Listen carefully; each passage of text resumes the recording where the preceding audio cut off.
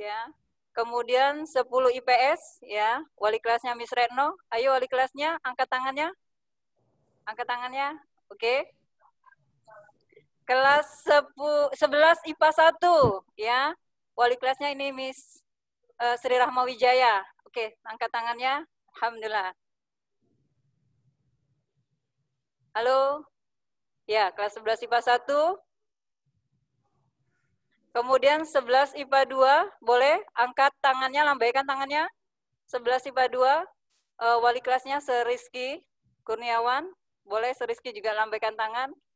Ya. Kemudian 11 IPA 3, Miss Senja Puspitasari. Bersama anak-anak. 11 IPA 3 mana? Oke, sip. Kemudian 11 IPA 4, Miss-nya Yurodia, wali kelasnya dan anak-anaknya mana? Bisa lambaikan tangan? Oke. Lanjut 11 IPS, anaknya Miss Puput. Oke, mana semangatnya? Lambaikan tangan 11. Oke, 11 IPS. Dan selanjutnya 12 IPA 1. 12 IPA 1, Miss Martini, wali kelasnya. Oke, Miss Martininya boleh bersih. Kemudian 11 IPA 2, wali kelasnya Miss Kiki, ya, Miss Kiki Novita. Oke, lambaikan tangan. Mana? Kelas 11 IPA 2.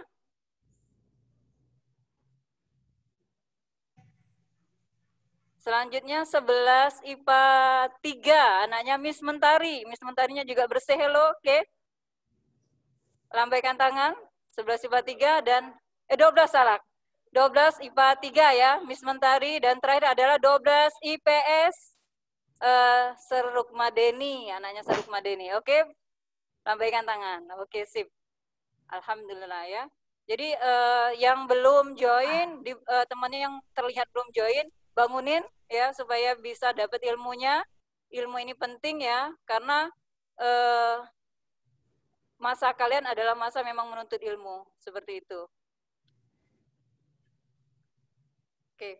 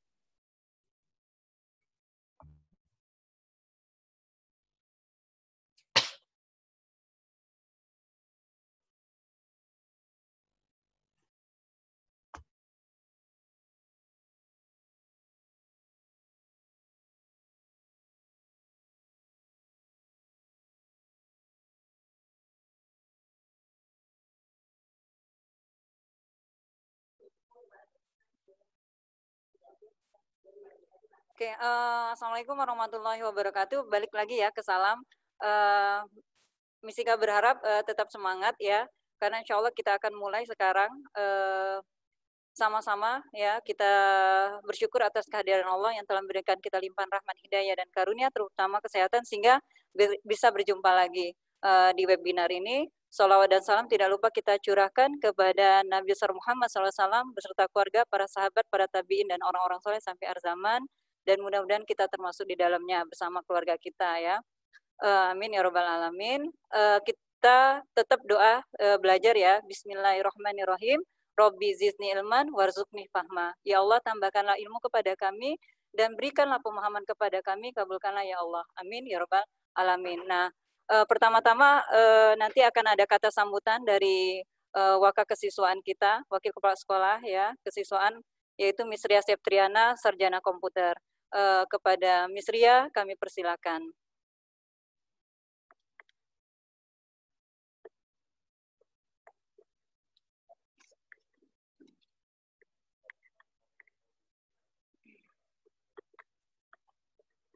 Bismillahirrahmanirrahim. Assalamualaikum warahmatullahi wabarakatuh.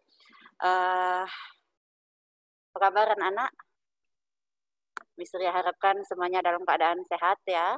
Oke, pertama-tama marilah kita panjatkan puji dan syukur kita kehadirat Allah, kehadiran Allah yang telah memberikan rahmat, taufik, hidayahnya kepada kita sehingga kita bisa melaksanakan webinar ini ya.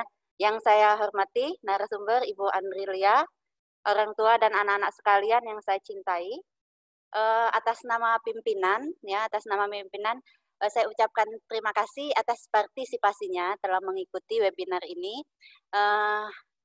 Besar harapan saya bahwa anak-anak berperan aktif dalam mengikuti webinar ini sehingga kegiatan kita bisa berlangsung dengan baik ya. Terima kasih juga kepada narasumber nantinya yang akan memberikan informasi-informasi penting ya mengenai bagaimana perkembangan remaja, bagaimana dengan interaksi sosial yang sehat, kemudian tanpa perundungan, tanpa pembulian, sehingga anak-anak bisa mengimplementasikan dalam kehidupan sehari-hari. Oke. Terima kasih juga saya ucapkan kepada semua guru, teman-teman, semua pihak yang telah membantu sehingga kegiatan webinar ini berjalan dengan baik. Demikianlah kiranya sambutan dari Miss Ria ya. Ikuti kegiatan ini dengan sebaik-baiknya dan aktif dalam kegiatan ini. Kalau ada kata salah, Miss Ria mohon maaf. Wabillahi taufiq wal hidayah. Wassalamualaikum warahmatullahi wabarakatuh.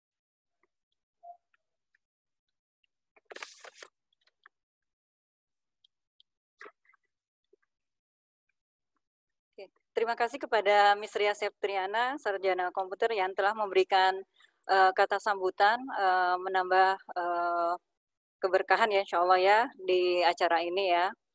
Kemudian mohon maaf belum menyapa kepada Bu Andrilia ya. Apa kabar Bu Andrilia? Alhamdulillah baik, ya. Selamat pagi Miss. Jadi insya Allah materi kita akan disampaikan Ibu Andrilia. Nama lengkap Bu Andrilia MAM Ningdia, SPSI, MED, PhD, dan psikolog. Beliau ini adalah psikolog lulusan Universitas Indonesia dan dokter psikolog dari James Cook University, Australia. Oke. Berpengalaman lebih dari 17 tahun dalam penanganan kasus-kasus psikologis pada era perkembangan anak remaja, pembentukan perilaku pada lingkup individu dan organisasi, serta pengembangan sumber daya manusia. Memulai karir sebagai peneliti dan staf akademik di universitas, yang kemudian menemukan bahwa dunia praktek lebih dapat memuaskan batinnya. Pendiri Magna Penta, sebuah konsultan psikolog. Oke, nama lengkap Andrilia Emma Mustika Watiningdia, tempat dan tanggal lahir Yogyakarta, 28 Agustus 1978, agama Islam, status menikah, kebangsaan Indonesia, dan alamat tempat tinggal Kompleks Kedamaian Permai, Jalan Anggrek, Blok F1, Palembang. Oke, demikianlah untuk kurikulum vitae dari Ibu Andrilia.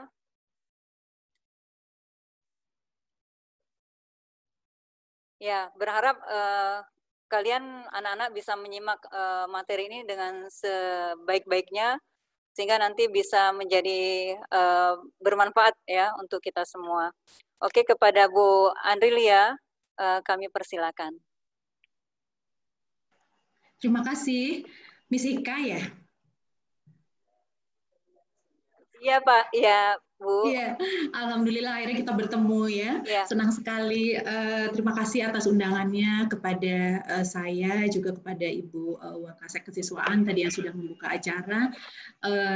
Yayasan Pendidikan IGM itu bukan kali pertama ya kerjasamanya. Iya benar Ibu, jadi, kali pertama. Untuk SMA mungkin kali pertama ya, tapi sebenarnya kami sudah cukup dekat dengan IGM karena sebelumnya juga mengawal tumbuh kembang anak-anak didik untuk tingkatan pendidikan yang mungkin lebih awal ya, lebih dini, yaitu di TK dan SD. Dan saya yakin bahwa Yayasan Pendidikan IGM memiliki concern ya, memiliki perhatian yang sangat baik terhadap tumbuh kembang anak didiknya, sehingga kemudian berusaha untuk menciptakan berbagai media belajar nih, belajar bersama gitu ya. Jadi ini adalah suatu hal yang luar biasa. Karena itu saya sangat berterima kasih atas undangannya dan senang sekali bisa ketemu dengan anak-anakku, siswa-siswi kelas 10 ya. Yuk, awal pengen lihat dong wajahnya, videonya boleh dibuka dulu sebentar aja. Pengen lihat senyum manisnya di pagi hari mana ya?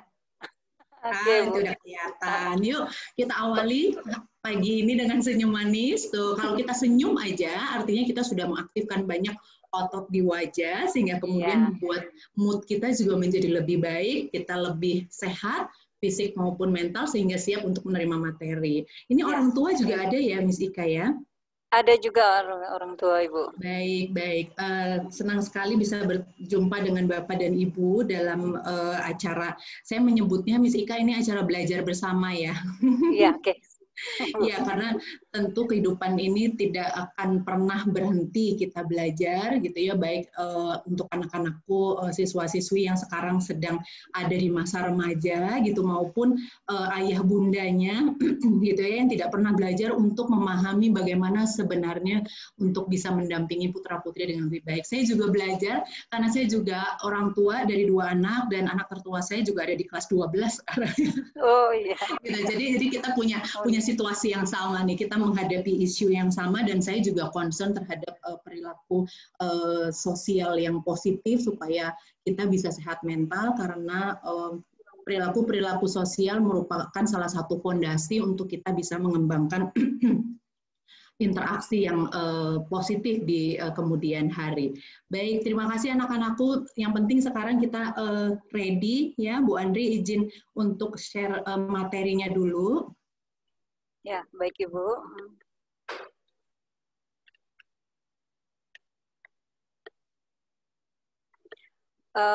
Anak-anak boleh bawa catatan untuk mencatat yang penting sehingga nanti bisa teringat materi-materi yang sudah didapatkan. Iya, bisa. Atau di screenshot nggak apa-apa. Boleh. Kemudian juga nanti materi ini Miss Ika untuk rujukan selanjutnya.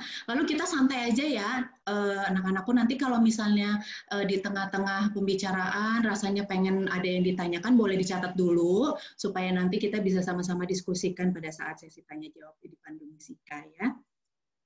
Baik, ini saya juga menyapa Bapak Ibu sekalian, jadi nanti kalau ada yang ditanyakan bisa dicatat, ingin ditanyakan dicatat dulu, nanti kita diskusi juga, karena ini cukup menarik. Materi ini merupakan materi edukasi yang biasanya saya sampaikan baik kepada orang tua, ya, mau di sesi parenting tentu saja, juga kepada anak-anakku, siswa-siswi yang beranjak remaja. Jadi nih iklimnya tuh udah berubah nih, Miss Ika. Kalau sebelumnya ya siswa-siswi itu nggak melek layanan psikologi gitu, tapi sekarang 2 tahun belakangan yang datang ke tempat praktek saya itu justru biasanya remaja-remajanya. Jadi mama papanya, ayah bundanya tuh cuma nganterin gitu. Sampai ada orang tua yang bilang, ini nggak tahu kenapa ya Bu, anak saya katanya mau ketemu psikolog gitu, dan pengen diskusi katanya. Itu trennya sudah terjadi di paling tidak di tempat praktek saya ya, 2-3 tahun terakhir, sehingga kemudian saya dan remaja-remaja ini banyak berdiskusi tentang aspek-aspek perkembangan supaya remaja bisa tumbuh dan berkembang dengan lebih positif. Nah, kita ada di posisi ini sekarang, udah bukan bayi lagi, ya anak-anakku, sudah bukan anak-anak lagi, ini sekarang ada di masa remaja nih, yang ini. Remaja itu peralihan antara masa kanak-kanak untuk kemudian menuju ke masa dewasa gitu. Jadi udah bukan anak-anak lagi, tapi juga belum dewasa. Ya, karena itu kemudian situasi ini membuat beberapa hal menjadi sangat menarik. Kita lihat ada apa sih di masa remaja, gitu ya. Ini adalah hal-hal yang terjadi nih di masa remaja. Kita lihat perubahan fisik jelas ya. Perubahan fisik ini sudah dialami oleh remaja sejak masa pubertas ya, yang sudah dimulai sekitar biasanya di kelas 6, 7 ya. 6 ada sekarang masa puber itu lebih cepat datangnya gitu ya. 6 di usia 10 11 tahun ya, belum menyelesaikan sekolah dasar biasanya sudah mulai muncul ciri-ciri pubertas, kemudian berlanjut di masa remaja awal di SMP, lalu kemudian sekarang remaja menengah di SMA. Perubahan fisik jelas dipacu oleh hormon, perubahan struktur tubuh dan organ tubuh, perubahan pola tidur juga benar ya anak-anakku ya. Kalau tadinya waktu masa anak-anak jam 9 udah tidur bisa gitu ya. Terus ini ayah bundanya juga ngejar-ngejar tidur jam 8 bisa ya, tapi begitu remaja di atas jam 9. Jadi Bapak Ibu ini memang sedikit pengetahuan untuk kita bahwa perubahan hormon pada remaja itu memang menyebabkan perubahan pola tidur ya, jadi bergeser gitu. Nah, tantangannya adalah nih seperti kita yang sekolahnya pagi gitu. Anak-anak tidurnya lebih lama tapi sekolahnya pagi. Akhirnya kemudian biasanya beberapa sulit dibangunkan. Nah, perubahan ini nantinya membawa tanggung jawab tersendiri ya, anak-anakku. Artinya ada perubahan tidur tapi terus dipakai buat apa nih? Kalau misalnya tidurnya jadi lebih lama gitu. Nah, aktivitas inilah yang kemudian harus kita atur.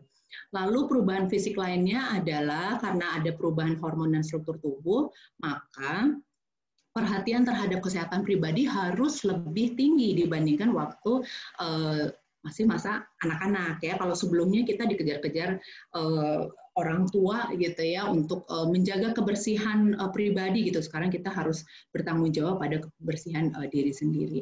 Kemudian yang menarik lagi perkembangan kognitifnya. Bagaimana? Kognitif itu adalah proses berpikir ya. Jadi pada remaja memang terjadi perubahan-perubahan di berbagai bagian otak ya. Otaknya tidak bertambah besar ya karena pertambahan volume otak itu kurang lebih berhenti di sekitar usia pada saat level pertumbuhan otak itu selesai di usia sekitar 6 tahun, 7 tahun. Jadi otaknya tidak bertambah besar, tapi makin matang. Jadi proses maturasi inilah yang kemudian berlanjut ya dari masa remaja sampai ke dewasa nanti. Ya.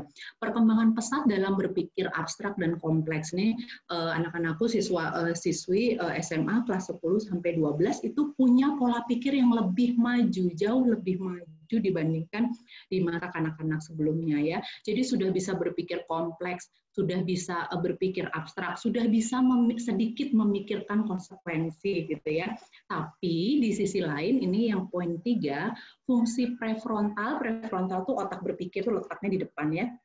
Jadi fungsi otak berpikir itu masih berkembang dan mencapai kematangannya di usia 20-an tahun. Nah, ini yang sering jadi masalah dalam tanda kutip. Jadi di satu sisi ya ada keinginan ini nanti untuk interaksi sosial dan komunikasi, emosi dan kepribadian, ada keinginan untuk mandiri, tapi otak berpikirnya belum berkembang, belum bermaturasi, belum berkembang, belum matang secara lengkap. Karena kematangan berpikir itu adanya di usia 20-an tahun saat nanti anak-anakku ini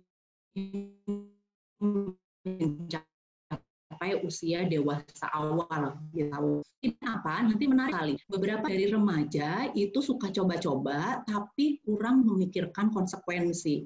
Gitu. Nah ini yang perlu diketahui oleh orang tua juga ya, bahwa itu merupakan bagian dari karakteristik remaja gitu. Otak berpikirnya memang belum berkembang, belum matang sepenuhnya, sehingga kemudian pemikiran akan konsekuensi itu belum begitu jauh ke depan seperti kalau kita orang dewasa. Itu sebabnya kemudian kadang-kadang beberapa orang tua, mungkin nih anak-anakku sering mendengar keluhan papa mamanya ya, ayah bundanya ya, aduh kok nggak bisa sih mikirin ke depan ini baik apa buruk misalnya gitu ya. Nah itu pemikiran ke depan itu memang sedikit lebih baik dibanding masa kanak-kanak, tapi belum terlalu advance dibandingkan masa dewasa. Ya, lalu kemudian kita lihat ada perubahan interaksi sosial dan komunikasi. Ini untuk masa remaja tentu jelas pergaulan dengan teman itu merupakan suatu hal yang menyenangkan dan penting. Kenapa? Kita lihatnya kanan, perkembangan emosi dan kepribadian. Kita mengatur emosi, ya nak ya. Jadi emosi ada di situ, perasaan-perasaan ada di situ. Limbiknya lagi berkembang pesat karena pengaruh hormon, sehingga emosi bermunculan dengan cepat. Makanya itu kalau orang tua bilang, aduh anak saya remaja kenapa sih kok jadi ekspresif banget gitu, terus reaktif gitu ya. Kalau dikasih tahu dikit langsung marah misalnya gitu. Nah, ini karena memang sistem limbiknya berkembang pesat, banyak hormon-hormon emosi-emosi bermunculan dengan cepat, kemudian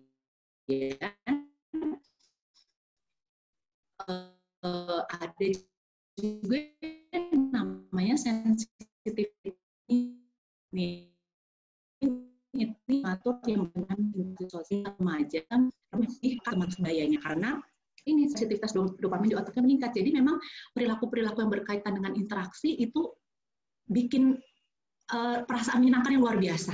Ya, sehingga remaja kemudian tertarik untuk bergabung selalu ke peer-nya atau ke teman sebayanya.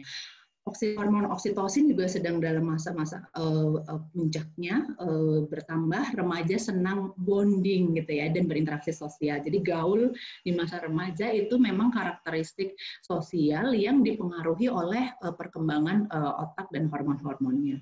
Nah, pembentukan identitas juga ada nih di masa ini, sehingga kemudian sangat penting untuk kita mulai meletakkan fondasi atau dasar-dasar bagaimana kita berinteraksi yang baik untuk pembentukan identitas yang positif. Ini anak-anakku pasti maunya punya identitas yang positif kan tentang diri sendiri. Identitas positif itu maksudnya begini. Jadi kita pengennya dianggap sebagai orang yang memang bisa berinteraksi dengan baik gitu ya. Interaksi baik itu interaksi positif, artinya bisa bermanfaat bagi orang lain, bagi diri sendiri, dan juga bisa memenuhi tugas-tugas perkembangannya. Nanti kita lihat ya, apa aja tugas-tugas perkembangan di remaja.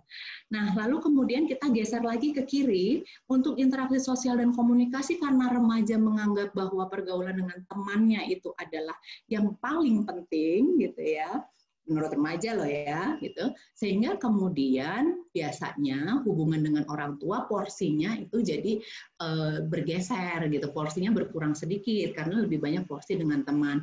Ini untuk Bapak Ibu yang juga mendengarkan, mungkin kita sering sekali merasa nolongso gitu ya, nolongso tuh agak-agak sedih dikit. Aduh, dulu waktu kecil masih seneng udah diajak pergi kemana-mana, malah kalau nggak diajak pergi nangis gitu ya. Giliran udah remaja ya maunya main sama teman, atau nggak mau pergi-pergi, nggak mau diajak-ajak lagi, malu kalau dicium, malu kalau dipeluk gitu ya. Karena sudah pemikirannya lebih banyak dengan remaja. Itu merupakan karakteristik perkembangan, yes, betul, tapi tentu di sisi lain perlu ada upaya-upaya bersama untuk membuat perubahan ini arahnya ke hal-hal yang positif. Karena pergaulan dengan teman di satu sisi bisa menjadi sumber dukungan atau support, tapi di sisi lain juga rentan menimbulkan pengaruh buruk bila tentu interaksi yang dilakukan sifatnya kurang positif. Gitu ya. Ini saya rasa menggambarkan apa yang terjadi di masa remaja. Lalu kemudian anak-anakku dan juga Bapak Ibu dan juga guru, Miss, ini perubahan-perubahan itu kemudian menimbulkan beberapa pandangan ya. Ada yang berpendapat bahwa udah masa remaja itu penuh banget ya dengan resiko. Resiko apa sih? Pergaulan buruk ya, termasuk bullying dalamnya.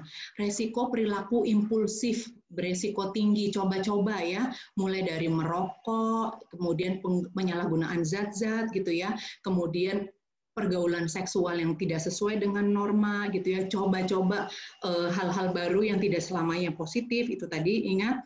di satu sisi remaja punya keinginan untuk mencoba karena hormon dan faktor-faktor emosi itu banyak sekali berkembang di masa ini, sehingga kemudian selalu pengen trial, coba sesuatu, tapi di sisi lain otak berpikirnya berkembang belum sempurna kematangannya, karena penyempurnaan proses berpikir itu ada di masa dewasa awal.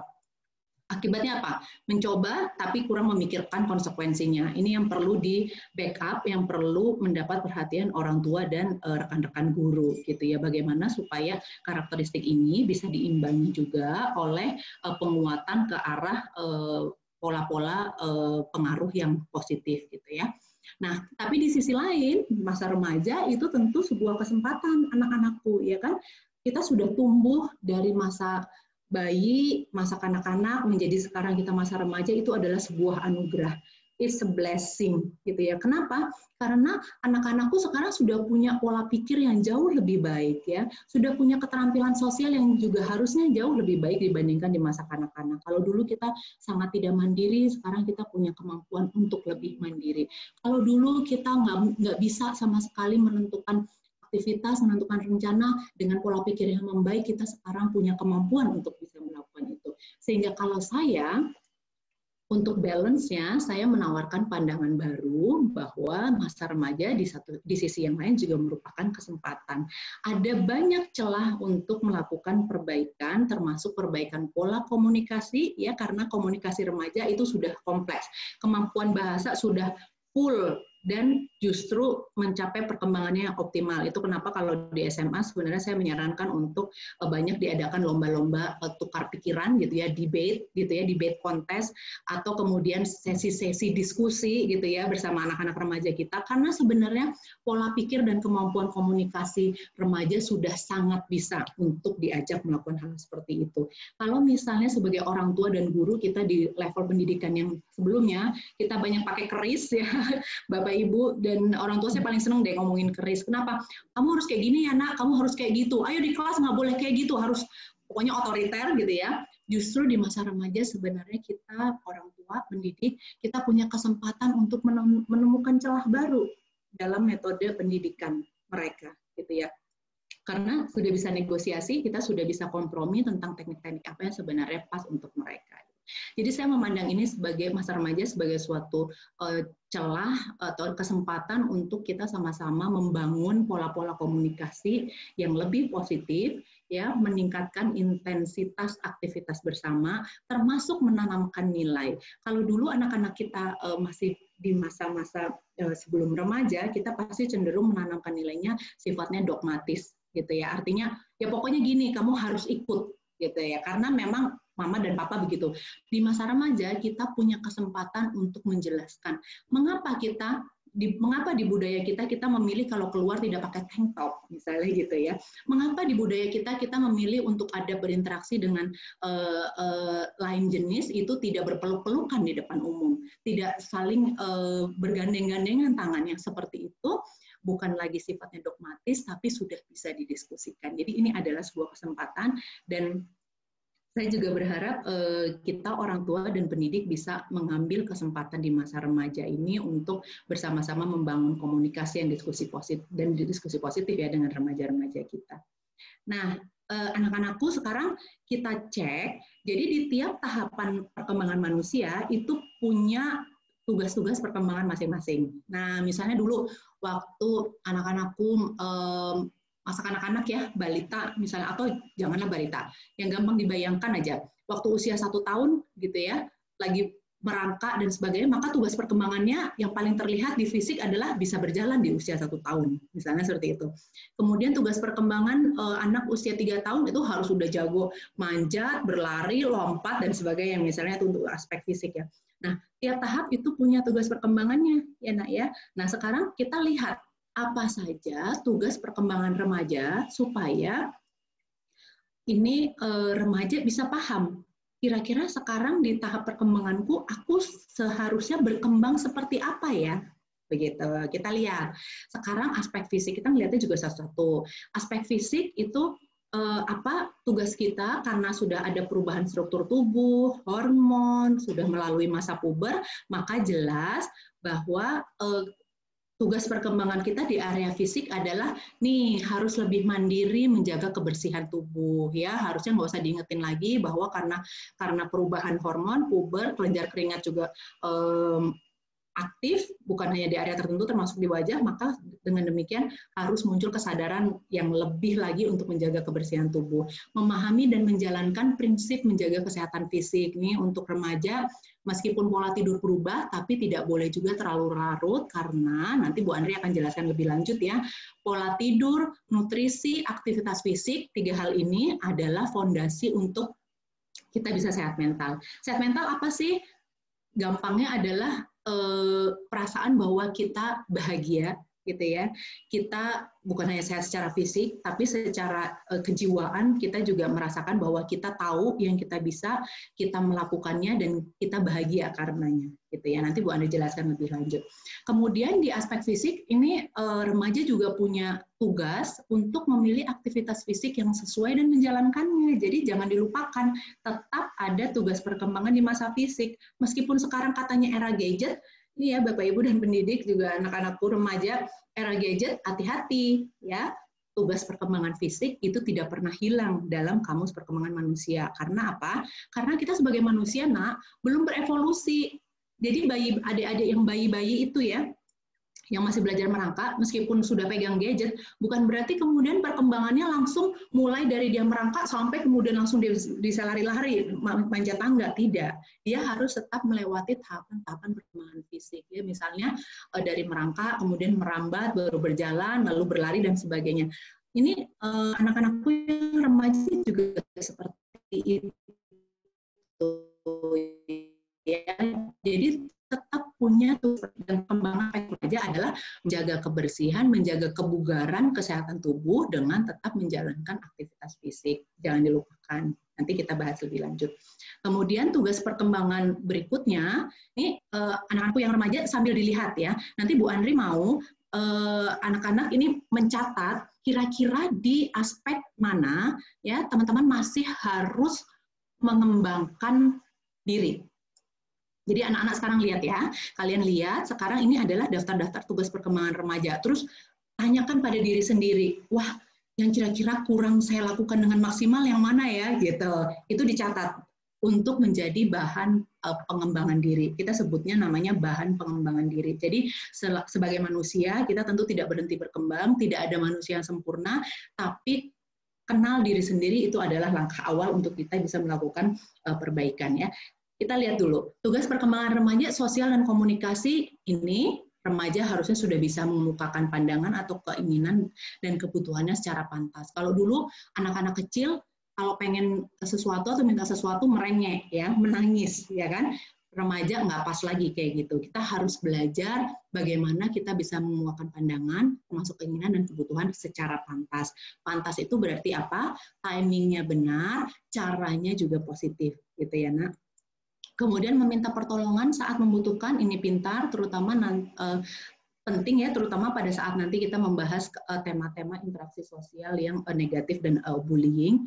Kemudian mengembangkan kontak positif dengan teman-teman. Itu merupakan salah satu tugas perkembangan remaja yang sangat penting di area sosial. Ya.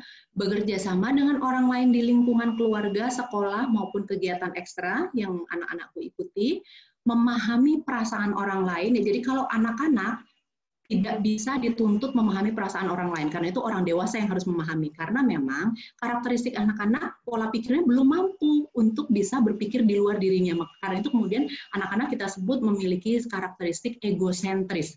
Egosentris itu bukan egois ya, maksudnya semuanya berpusat pada dirinya. Karena apa? Karena pola pikirnya memang masih dalam tahap itu. Remaja tidak bisa lagi seperti itu karena remaja sudah punya perkembangan nalar yang sangat baik yang memungkinkan dia untuk bisa paham orang lain, paham situasi lingkungannya, sehingga kemudian menjadi tugas perkembangan remaja adalah memahami perasaan orang lain juga.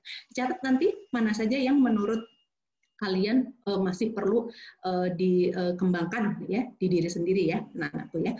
Kemudian memahami konsekuensi perilaku terhadap orang lain. Ini juga jadi tugas perkembangan. Kalau saya berkata seperti ini, kira-kira perasaan orang gimana ya? Aduh, kalau saya ngebentak mama, pada saat saya disuruh bantuin cuci piring misalnya, kira-kira perasaan mama gimana ya? Itu harusnya sudah bisa didengar oleh remaja, sehingga kemudian harusnya perilakunya lebih terarah. Dalam aspek emosi dan pengaturan diri, ya, anak-anakku yang remaja sudah dituntut untuk bisa mengekspresikan perasaan dengan cara-cara yang tidak menyakiti orang lain. Nah, ini dia, ya. Cara-cara yang tidak menyakiti orang lain itu disebut cara-cara asertif. Dalam pola komunikasi itu rentangnya ada ekstrim 2 tuh. Rentang ekstrim yang pertama adalah agresif, rentang ekstrim yang kedua adalah permisif. Nih anak-anakku bayanginnya kita enaknya gimana? Nah, kalau misalnya ya lagi naik angkutan publik, misalnya naik kereta atau naik bis, terus penuh gitu ya, jadi lalu orang di kaki kita gitu ya, sakit dong kan. Nah kalau komunikasinya agresif, aku bilang gini, lu kenapa sih kita itu agresif. Kenapa? Tonnya sangat tinggi, kemudian kata-katanya tidak sopan. Memang betul kita mengungkapkan bahwa kita sakit, tapi cara-caranya negatif. Kemudian di kutub yang satunya permisif, kaki kena injek, diam aja padahal sakitnya minta ampun ya. Duh, cuma ngedumel aja dalam hati, ya ampun sakit banget nih, gimana sampai mau nangis. Sepanjang perjalanan hampir 1 jam keinjek terus kakinya misalnya gitu ya. Ini adalah permisif. 2 ekstrim tidak disarankan anak-anakku ya. Karena apa? Kalau yang satu agresif melukai, menyakiti perasaan orang lain, yang permisif kenapa tidak disarankan? Karena kita tidak terbuka menyampaikan maksud atau keinginan atau perasaan kita sehingga orang lain tidak memahami, ya kan? Orang lain tidak semuanya punya indera ke-6, ke-8 bisa paham, lihat muka kita terus bisa paham, tidak gitu ya. Jadi dua-duanya tidak efektif. Yang efektif itu adalah yang di tengah, yaitu yang kita namakan komunikasi asertif. Itu tadi, mengekspresikan perasaan dengan cara-cara yang tidak menyakiti orang lain. Contohnya gimana? Untuk kasus yang tadi kaki kita keinjek, kita bisa bilang, Mas, gitu ya, Mas maaf dong, ini kakinya nginjek kaki saya nih Mas, boleh nggak dipindahin? Oh iya maaf gitu. Orang tahu maksud kita, tapi dengan cara-cara yang bisa dia terima dan tidak menyakiti orang lain, sehingga kemudian perilakunya juga justru bisa lebih positif gitu ya. Arahnya adalah ke yang asertif. Dalam area emosi dan pengaturan diri, kita lanjutkan, remaja juga diharapkan bisa mengontrol perilaku agresif, ya agresif itu yang tadi, ya. Kemudian impulsif ini adalah respon yang cepat tanpa banyak melalui proses berpikir. Gitu ya. Untuk anak-anak, ya perilaku impulsif ini masih menonjol. Kenapa? Tiba-tiba gitu ya. Kalau lihat anak-anak nih, anak-anak terutama di bawah usia 8 tahun, kalau dibawa ke mall gitu ya, dia pengen sesuatu pasti dia langsung ambil.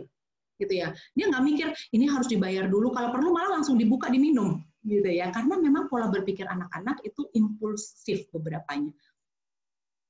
Semakin besar perkembangan manusia, tentu derajat impulsivitas ini seharusnya berkurang karena dia sudah bisa menilai situasi. Jadi mengontrol perilaku agresif, impulsif, dan perilaku beresiko. Ini teman-teman, anak-anakku pasti ingin mencoba berbagai hal baru, beberapa sangat positif, tidak apa-apa, tapi tentu perilaku beresiko, artinya beresiko negatif, ya, punya resiko terhadap keselamatan ataupun kesehatan, tentu harus kita kendalikan.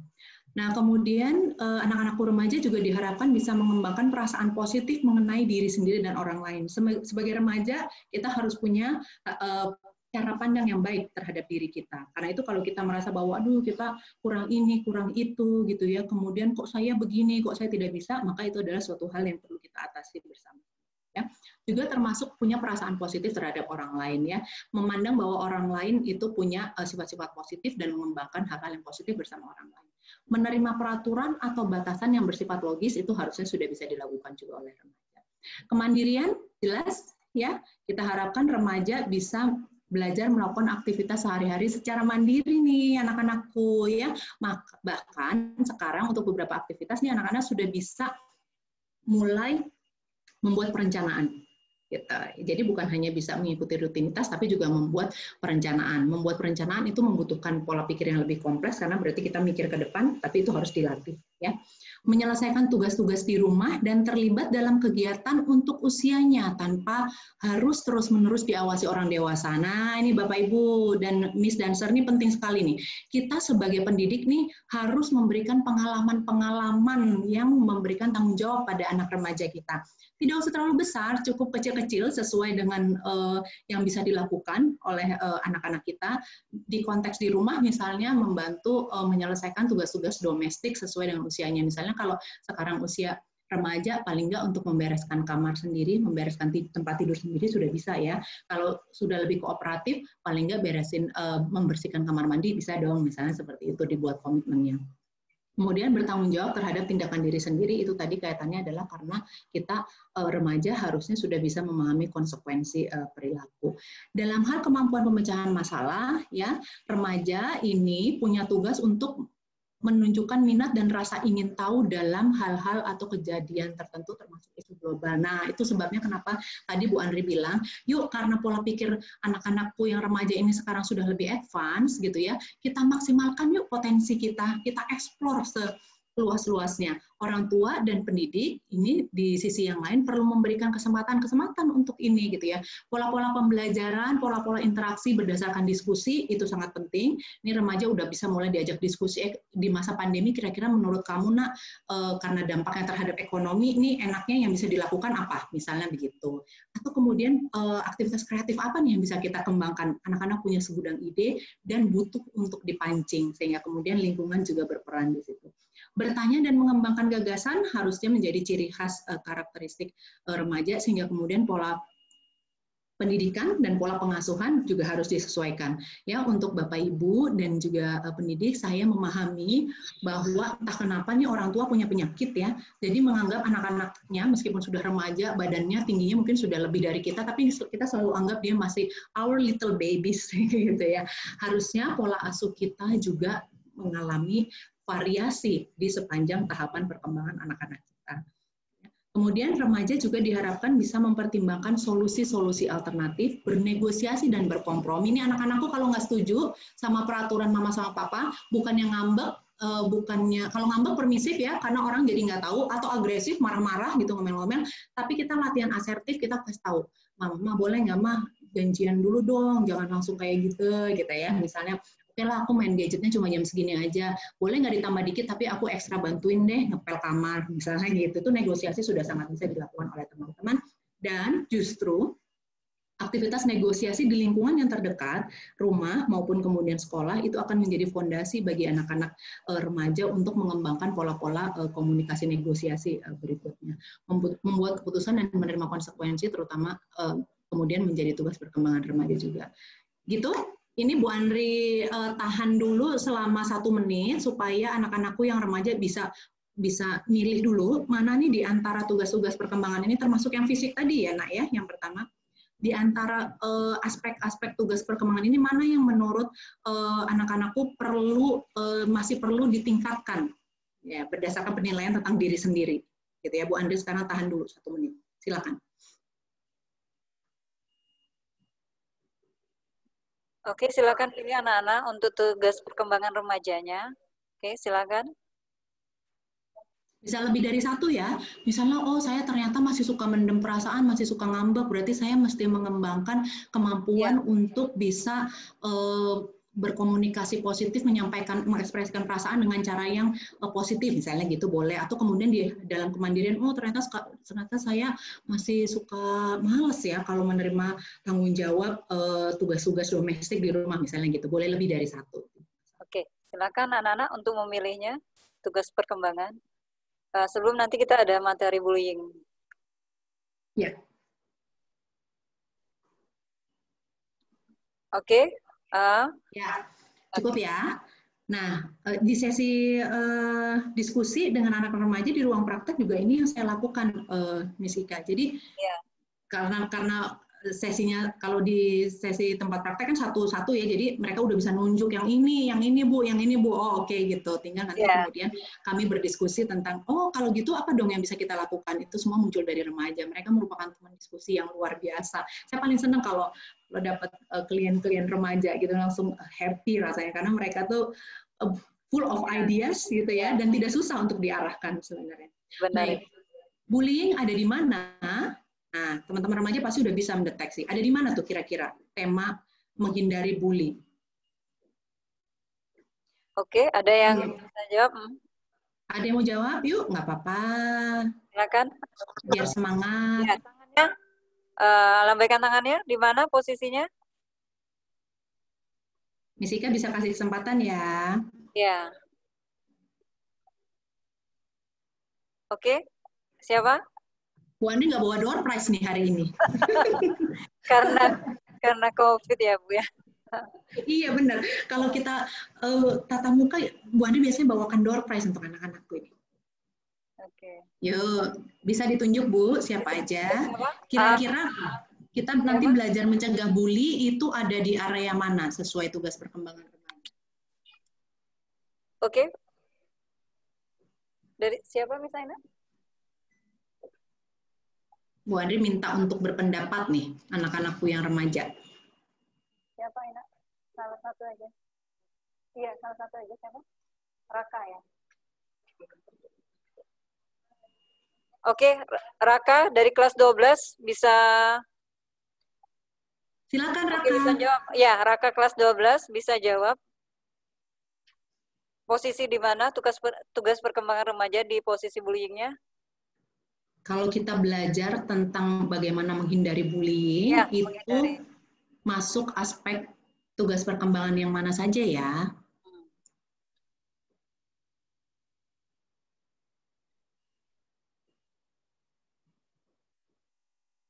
Nggak ada yang nyambung ya. Atau yang lain. Nih, siswa-siswi yang lain Miss Ika. Oke. Dimas aja, Miss. Ya, Dimas boleh. Dimas, silakan. Nah. Oh ya, silakan Dimas. Halo. Halo Dimas. Kalau menurut saya, Miss, saya dari 12 IPA 2, menurut saya tuh di bagian sosial dan komunikasi sama emosi dan pengendalian diri. Yes, betul. Di bagian sosial dan komunikasi terutama yang mana, Dimas? Bentar ya. Iya, nggak apa-apa. Sambil dibaca.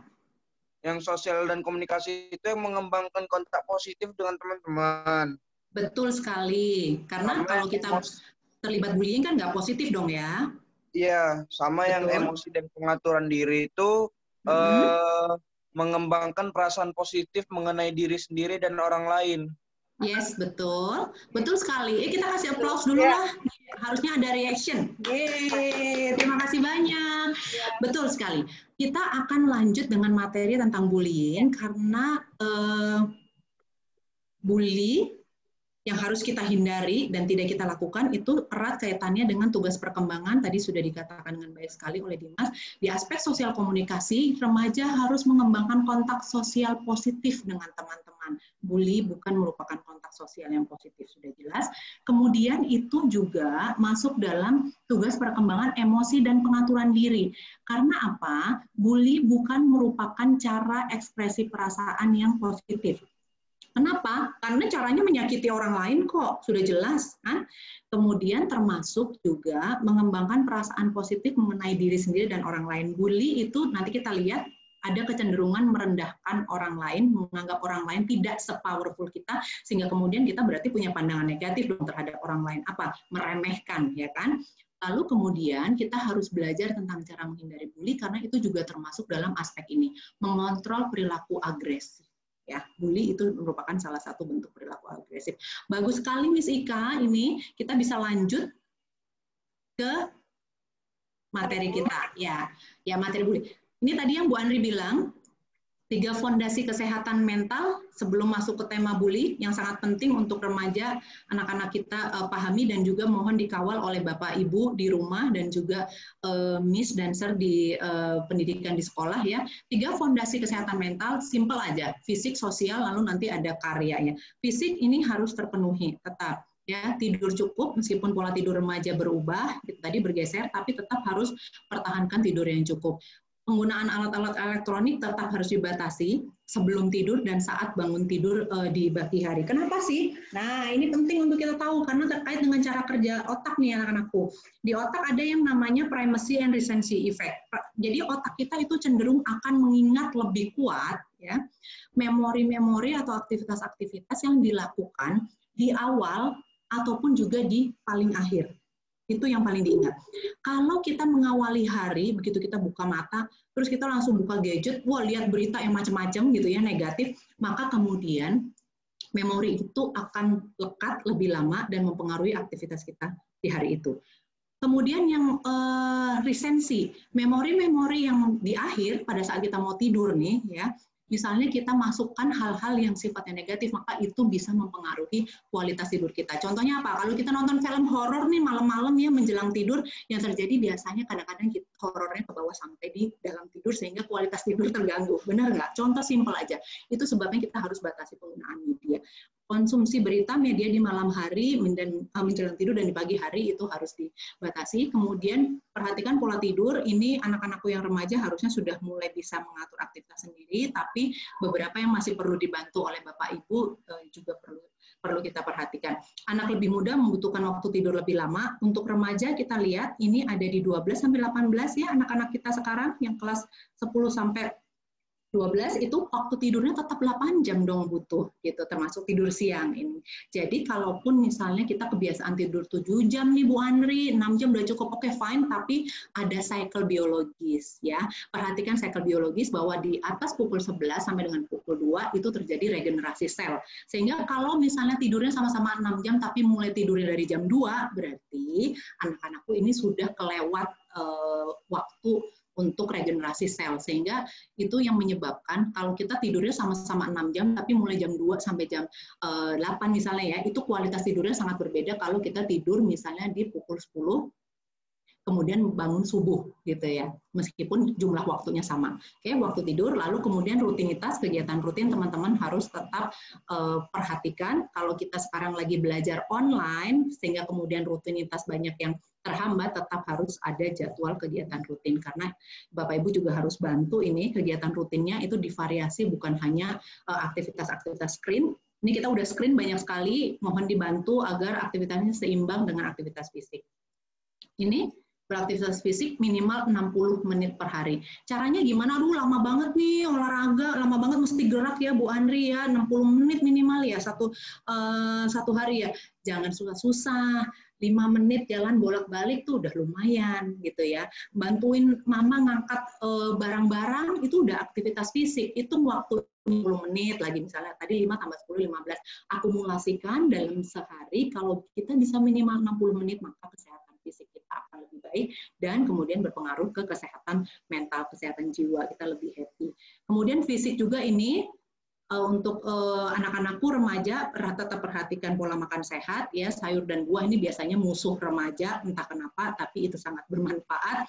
Jadi kalaupun tidak mau porsinya banyak, paling tidak ada porsinya. Lalu kualitas makan ya, jajan tidak bisa sembarangan, apalagi sekarang kita ada di masa pandemi, perhatikan kebersihannya. Yang terbaik tentu adalah makanan yang disiapkan di rumah. Kemudian cukup minum dan waspadai penggunaan zat-zat untuk anak-anakku. Zat-zat apa saja, rokok, termasuk penyalahgunaan zat-zat obat-obatan berbahaya dan alkohol itu harus kita hindari. Lalu sosial, ini dia pengantar untuk kita menuju ke materi selanjutnya. Komunikasi yang disarankan adalah yang asertif, bukan kutub agresif dan permisif tadi ya. Kemudian sosialisasi dengan teman dan keluarga, pastikan tetap terhubung, bully kita hindari, memahami prinsip bersosialisasi. Ini yang akan kita pelajari ya. Bagaimana prinsip bersosialisasi positif untuk supaya tidak terjebak pada aktivitas bully. Nah, kita masuk ke sini. Kenapa sih kita harus ngomongin tentang bully? Ini mungkin anak-anakku yang remaja banyak bertanya gitu ya. Kamu ngebully, nggak boleh, misalnya gitu ya. Guru-guru juga punya concern yang tinggi soal bullying, gitu. Harapannya orang tua juga begitu. Kenapa? Nih, anak-anakku yang remaja, Bapak Ibu, dan juga Miss Dancer, kita lihat ya, bully itu punya dampak terhadap kesehatan mental yang luar biasa. Saya nggak main-main soal ini, karena kalau kita tidak serius untuk mengatasi ini, maka kita akan terjebak pada pola komunikasi yang negatif yang akan terbawa sampai ke masa kehidupan selanjutnya dan mempengaruhi kesehatan mental kita. Bully yang dilakukan pada, ini hasil-hasil penelitian ya, saya sampaikan di sini. Bully pada yang dilakukan sejak usia 14 tahun itu ternyata erat kaitannya dengan dilakukannya perilaku kekerasan pada usia-usia perkembangan selanjutnya. Sudah jelas, termasuk juga meningkatnya resiko penggunaan obat-obatan pada usia 27 sampai 32 itu masa dewasa, dan kehidupan yang kurang bahagia pada usia 48 tahun. Ini penelitiannya adalah penelitian longitudinal. Jadi anak-anak itu diikuti gitu ya. 14 tahun dia melakukan bully, ternyata di usia 15 sampai 20 dia punya perilaku kekerasan yang meningkat, terjebak dalam perilaku penggunaan obat-obatan di usia 27 dan 32, kemudian hidupnya menjadi sengsara dan tidak happy karena nggak punya teman, kemudian kebiasaan pola interaksinya negatif sehingga kemudian kurang bahagia pada usia 48 tahun. Kita lihat lagi, bully ternyata erat kaitannya dengan perilaku kekerasan, bahkan bunuh diri, meskipun variasinya tentu dijelaskan kalau ada masalah-masalah mental lainnya ya.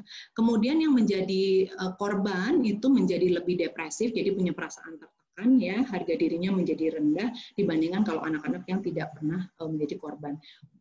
Kondisi seperti ini menyebabkan bully sudah menjadi keprihatinan mendalam bagi kesehatan publik, termasuk kami juga profesional kesehatan mental itu punya perhatian yang sangat besar terhadap kasus ini, karena sesungguhnya banyak sekali Bapak Ibu yang bisa kita lakukan untuk mencegah ini, dimulai dari pola-pola interaksi yang positif sejak dini.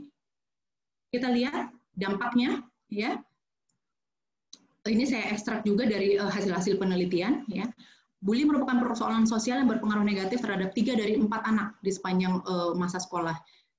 Saya rasa sedikit sekali dari kita ya yang tidak pernah menerima bully, ya sayangnya begitu ya. 3 dari 4 menerima bully. Bully merupakan persoalan mental, jadi bukan hanya persoalan interaksi biasa, tapi sudah mencakup ke persoalan mental juga, karena itu tadi yang tadi saya sebutkan ya anak-anakku, ada konsekuensi psikologi untuk murid-murid yang terlibat, siswa-siswi yang terlibat. Jadi yang terlibat dalam bully bukan hanya yang membuli aja. Yang terlibat dalam bully siapa aja? Yang membuli. Lalu kemudian yang dijadikan target bully, yang melihatnya, gitu. Itu semua adalah pihak-pihak yang terlibat. Ya, dampaknya atau resikonya terhadap kesehatan mental itu bukan hanya pada yang korban saja, tapi juga termasuk yang membuli dan juga yang melihat, yang menyaksikan. Karena itu kemudian ini menjadi sangat penting untuk menjadi perhatian kita. Bully menimbulkan perasaan tidak berdaya, kemarahan dan frustrasi dari sudut pandang target. Bully juga menyebabkan iklim sekolah ya menjadi buruk ya, yang kemudian berakibat pada rendahnya prestasi akademik ya. Pada saat anak merasa tertekan, merasa tidak bahagia, depresif, harga dirinya rendah, maka kemudian motivasi belajar pasti adalah salah satu hal yang paling cepat terpengaruh. Sehingga kemudian fungsi akademik berkurang. Orang dewasa kadangkala kurang memahami bagaimana harus berespon secara efektif. Ini yang nantinya juga jadi PR kita Bapak Ibu. Saya banyak sekali, beberapa kali ya masuk ke dalam sesi-sesi diskusi terkait dengan pencegahan bully, sesi diskusi bersama orang tua maupun guru. Ada satu benang merah yang sangat menarik. Kalau misalnya kita ya sebagai orang tua dihadapkan pada kondisi di mana misalnya anak kita menjadi target bully, reaksi yang kita keluarkan justru adalah biasanya apa ya Bapak Ibu? Saya juga punya anak dan anak-anak saya sayang sekali dua-duanya pernah menjadi target bully gitu. Dan reaksinya itu menarik sekali. Ya di budaya kita itu kental dengan ucapan begini. Kalau saya banyak handle di sesi-sesi diskusi. Nah, kalau kamu jadi target bully ya, kamu harus bisa mempertahankan dirimu. Kamu harus balas dengan cara seperti ini. Jadi pembalasan itu merupakan salah satu message, gitu ya. Nah, sementara bukan itu sesungguhnya yang disarankan. Nanti kita akan lihat. Tapi itulah kenyataan yang banyak saya jumpai. Jadi memang orang dewasa kadangkala kurang memahami bagaimana harus berespon secara efektif. Itu yang harus kita pelajari sama-sama. Bully merupakan persoalan dengan resiko yang sangat mahal. Ya, resiko sangat mahal nggak Pak? Jelas ya. Perasaan-perasaan negatif itu tadi bagi target bully. Yang membuli juga punya dampak, nanti kita lihat. Kemudian ada masalah akademik hingga drop out. Bahkan beberapa karena ini merupakan pola interaksi yang bisa menjadi kebiasaan dan diteruskan ke masa selanjutnya, sehingga kemudian menyebabkan resiko bermasalah dengan hukum menjadi lebih tinggi, bahkan kemudian ada kasus bunuh diri. Kita tidak inginkan itu terjadi, sehingga kita mulai pahami dan bagaimana mencegahnya. Apa itu bully? Bully adalah perilaku agresif ya. Kita lihat kalau tadi dalam rentang respon itu berarti yang di ekstrem kiri ya, yang agresif. Perilaku agresif yang tidak diinginkan yang melibatkan adanya ketidakseimbangan kekuatan. Nah, ini biasanya ketidakseimbangan itu bisa yang beneran ya atau yang dipersepsi saja. Misalnya gini, pembuli itu membuli orang yang badannya lebih kecil gitu ya. Kamu badan kecil gitu aja gepeng deh kalau aku pelenyet sekali, misalnya gitu ya. Itu artinya ada ketidakseimbangan kekuatan. Yang badannya lebih gede menganggap yang badannya lebih kecil itu lebih lemah. Atau ada juga yang dipersepsi gitu ya. Si pembuli bisa aja badannya lebih kecil gitu ya, tapi dia mempersepsi orang lain itu punya kualitas yang lebih rendah dibandingkan dirinya. Itu adalah kualitas merendahkan. Jadi bisa aja yang real tapi juga dipersepsi. Perilakunya agresif dan cenderung berulang. Ya, atau mempunyai potensi untuk diulangi dari waktu ke waktu. Ini anak-anak remaja, Bapak Ibu yang harus perhatikan, baik anak yang dibully maupun yang membuli sama-sama memiliki potensi untuk punya masalah yang serius dan bersifat jangka panjang jika kita tidak lakukan upaya-upaya pencegahannya, gitu ya. Jadi kalau sekali kita udah lihat, waduh kenapa nih anak saya kok ngebully, maka harus ada tindakan yang kita lakukan. Pada konteks tertentu kita lihat anak kita menjadi target bully, maka kita juga harus atasi agar perilaku bully itu tidak berulang.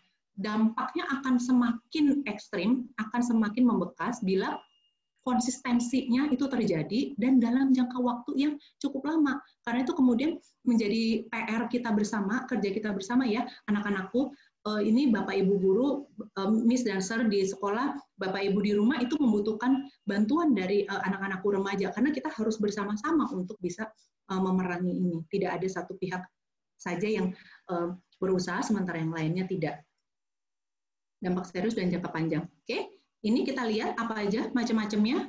Bully, agresif, dan mengandung nih tadi ya kekuatan yang tidak seimbang, menggunakan kekuatan, bisa kekuatan fisik, ataupun power yang sifatnya sosial, misalnya yang satu lebih populer, lebih ngetop dibanding yang lain, sehingga kemudian membuli yang lebih terlihat tidak ngetop gitu ya, menyakiti, kemudian tadi potensi berulangnya, bully apa aja, kita bisa lihat ada yang namanya bully fisik gitu ya. Jadi artinya melakukan tindakan agresif yang sifatnya fisik, melibatkan fisik ya. Jadi badan ada ancaman fisik di situ, tetapi juga bisa yang sifatnya verbal. Jadi artinya lewat kata-kata kita menyakiti orang lain gitu ya.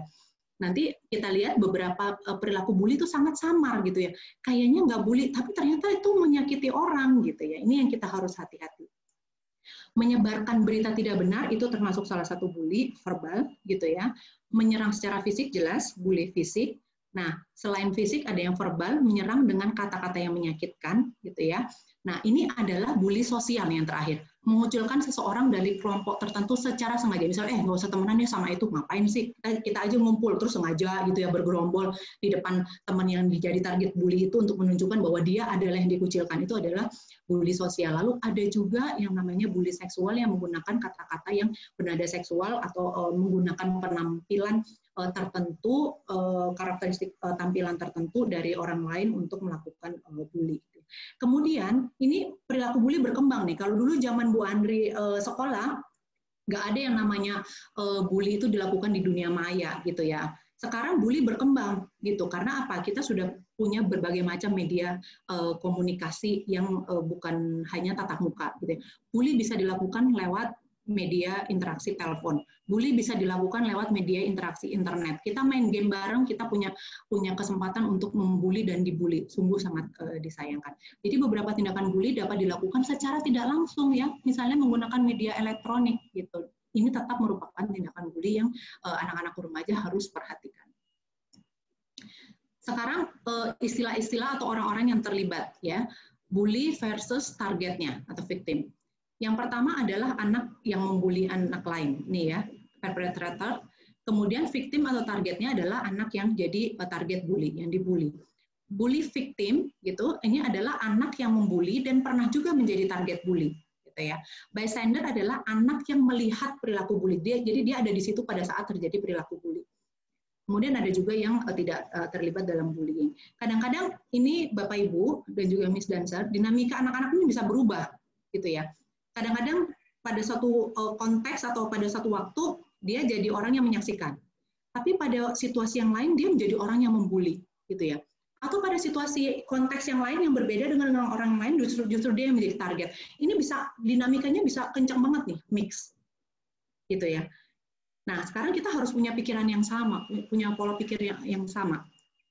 Baik anak-anak kita sebagai pembuli maupun sebagai target bully ataupun sebagai orang yang menyaksikan bully, itu mereka sama-sama beresiko terkena dampak kesehatan mental sehingga kemudian tidak ada satu posisi pun yang menjadi lebih menguntungkan dibandingkan yang lain. Ya.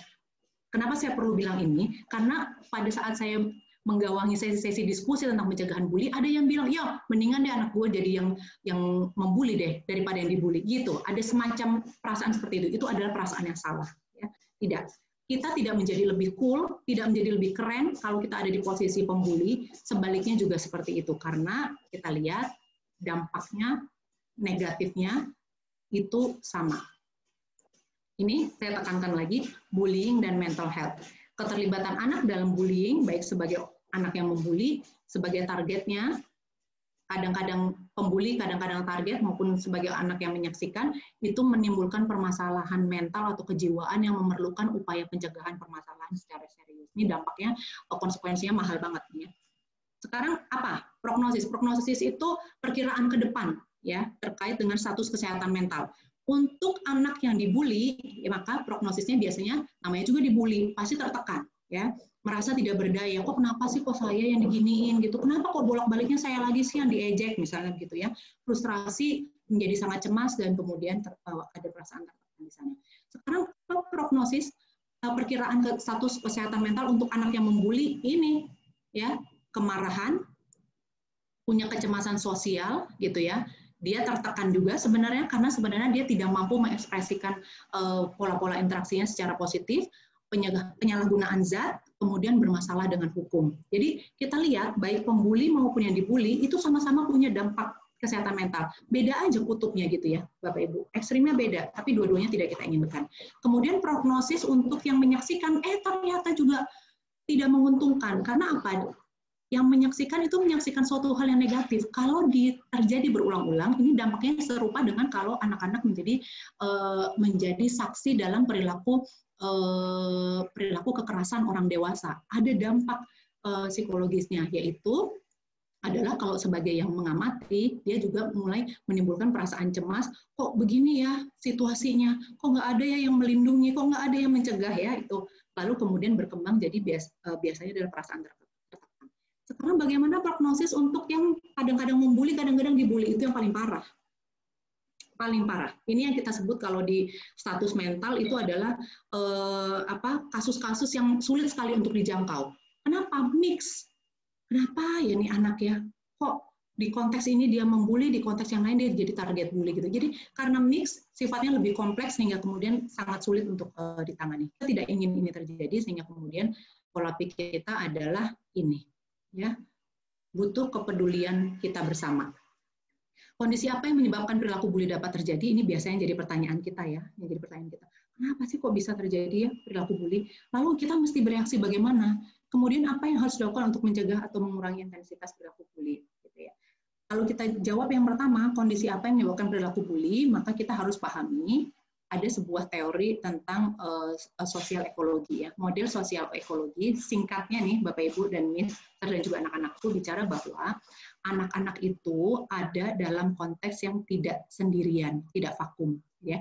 Jadi dia ada di lingkungan terkecil maupun juga terkait dengan lingkungan menengah ya maupun lingkungan yang lebih luas. Di konteks terkecil anak-anak itu nih mikrosistem nih Bapak Ibu, saya lihat ya. Di konteks yang paling kecil, ini adalah konteks yang paling dekat dengan anak, yaitu anak sendiri dan juga kemudian lingkungan keluarga, ya, immediate family, ya, mikrosistem itu orang tua terdekat atau pengasuh, ya.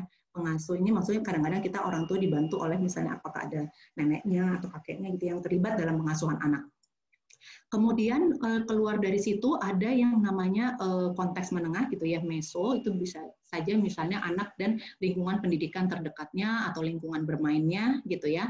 Dalam hal ini adalah misalnya tetangga, kemudian rukun tetangga gitu ya, situasi di sekitar rumahnya gitu ya kan. Meso sudah di luar yang mikro, sudah di luar keluarga terdekat tapi menengah sifatnya. Kemudian ada juga meso itu adalah termasuk keluarga jauh gitu ya.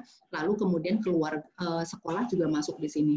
Di konteks yang lebih luas gitu ya, lingkungan yang lebih luas itu ada lagi misalnya kita terikat dengan tatanan-tatanan kebijakan yang ada di misalnya kota, provinsi gitu ya. Lalu kemudian di konteks yang lebih luas adalah negara misalnya. Begitu. Nah, kalau kita bertanya, jadi sebenarnya kenapa sih kok bisa ada perilaku bully ya? Itu menjelaskannya harus pakai model ini. Jadi perilaku terjadi karena mungkin memang ada karakteristik individu tertentu yang terbentuk melalui interaksi dengan immediate family-nya, terbentuk melalui interaksi dengan keluarga terdekatnya, gitu ya. Dan kemudian mendapatkan penguatan gitu oleh lingkungan-lingkungan di luarnya dalam berbagai bentuknya. Sehingga kemudian kalau kita pahami model ini, kita akan menjadi lebih clear bahwa kalau kita mau mencegah juga nggak bisa mencegahnya cuma dari satu aspek aja, gitu ya intinya. Jadi anak-anakku yang remaja juga punya andil yang sangat besar karena ada faktor individu di situ.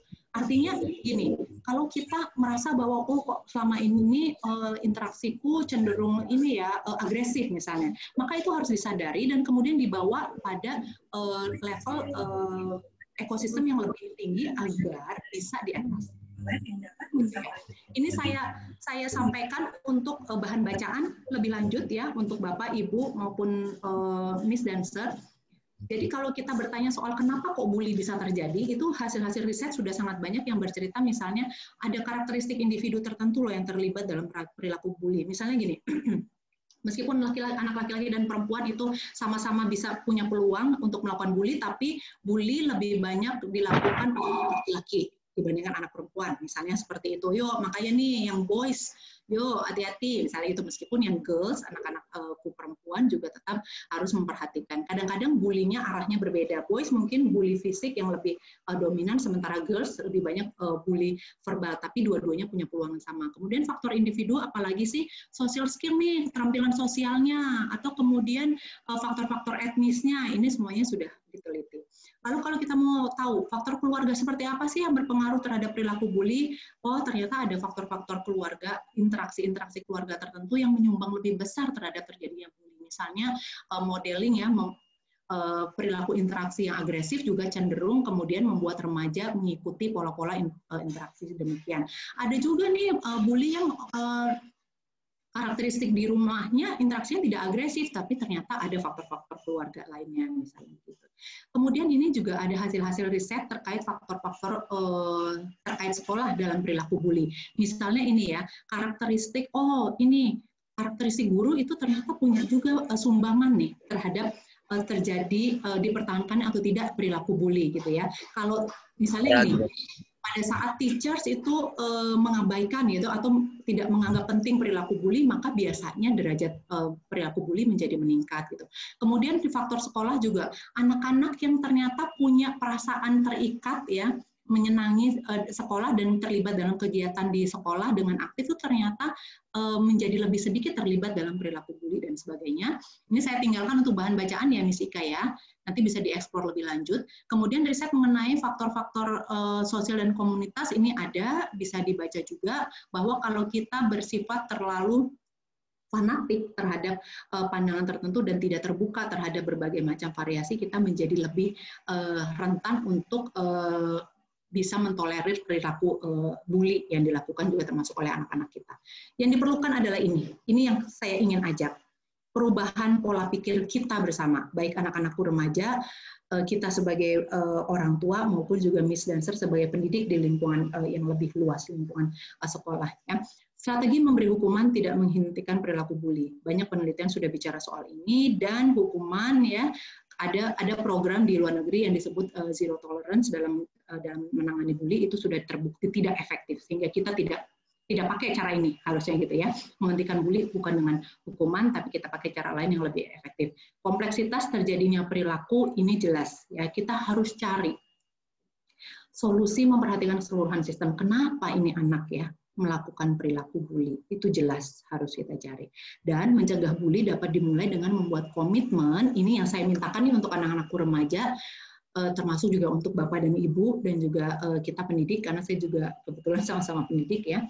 Mencegah bully itu simple, dapat kita mulai dengan membuat komitmen untuk memperlakukan setiap manusia dengan respect dan saling memahami. Ya.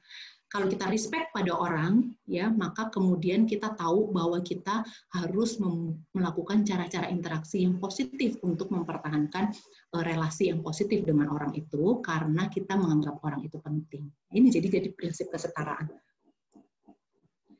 Apa strategi realistis? Nah, ini nanti kita harus bersama-sama, anak-anakku remaja tadi sudah menulis kira-kira dalam aspek apa saja di tugas perkembanganku yang aku perlu kembangkan. Kalau di situ ada area-area yang anak-anakku remaja merasa perlu belajar untuk belajar lebih banyak ya untuk melakukan interaksi sosial yang positif, maka itu adalah baik sekali karena ada kesadaran di sana dan kita teruskan latihannya gitu.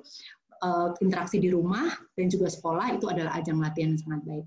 Sekolah disarankan, ini saya sarankan membuat kebijakan anti bullying ya yang konsisten dengan peraturan-peraturan dan tentu saja dalam proses-proses akreditasi ini juga diatur apa saja dan sekolah pasti juga sudah melakukannya. Nah, latihan sesi acara kita hari ini ya itu termasuk salah satu cara untuk mencegah bully yang diinisiasi dan dilakukan oleh sekolah sehingga kemudian ini menjadi satu cara yang baik sekali dan perlu dilanjutkan. Orang dewasa, baik orang tua, guru maupun pengasuh yang terlibat dalam pengasuhan anak lainnya haruslah menjadi contoh perilaku pergaulan sosial yang sehat. Kita tahu ini jadi PR berat untuk kita, tapi pada saat kita tidak berhasil melakukan perilaku pergaulan sosial yang sehat, interaksi yang positif, maka akan menjadi lebih sulit juga kita memberikan contoh-contoh pola interaksi positif untuk anak-anak kita. Berinteraksi, bekerja sama dengan saling menghargai dan berkolaborasi dalam keluarga, ya hati-hati kalau ada pertengkaran antara ini ya saudara gitu, bully di antara sibling, bully dalam sesama saudara itu sangat sering terjadi ya. Anak-anak saya ini padahal usianya udah jauh ya, jaraknya 7 tahun, tapi kakaknya kadang-kadang masih suka ngebully adiknya pakai ucapan-ucapan yang sebenarnya harusnya tidak dia lakukan dan ini masih menjadi PR saya. Contoh kecilnya apa? Namanya misalnya namanya Alicia, terus dia bilang Alicia jelek gitu. Itu bully verbal. Yang ini harus kita intervensi. Kita harus koreksi. Intervensi apa? Koreksi. Sudah jelas.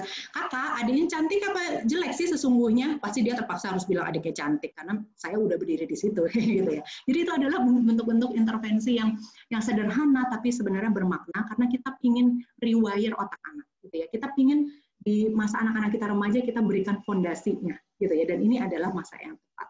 Termasuk mereka latihan dengan saudara terdekat di rumah, termasuk juga dengan orang tuanya.